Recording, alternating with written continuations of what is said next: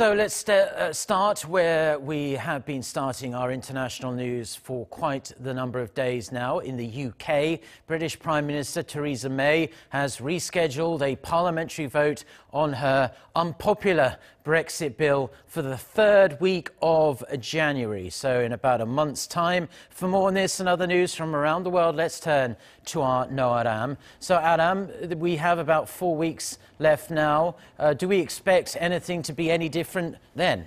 Well, Mark, unfortunately for Mrs May, it's more of the same. MPs are still hostile towards May's Brexit deal, despite her insisting she got what she called reassurances from her EU counterparts on the contentious issue of the Irish backstop, which MPs fear would keep the UK under EU customs rules indefinitely.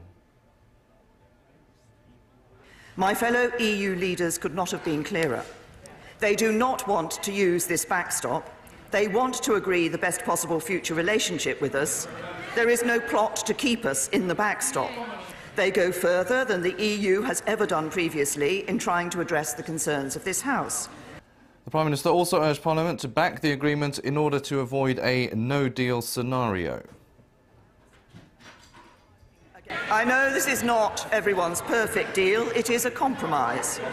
But if we let the perfect be the enemy of the good, then we risk leaving the EU with no deal. The main opposition leader, Jeremy Corbyn, meanwhile, lashed out at May for delaying the vote, saying she was leading the UK into a national crisis. He also called on the Prime Minister to hold the vote sooner. It is clear, Mr Speaker, the Prime Minister has failed to renegotiate her deal, failed to get any meaningful reassurances. There is no excuse for any more dither or delay. May hit back, saying the Labour Party had no alternative to her plan, accusing it of putting political interests before the interests of the public. Meanwhile, Corbyn has tabled a motion of no confidence in the Prime Minister.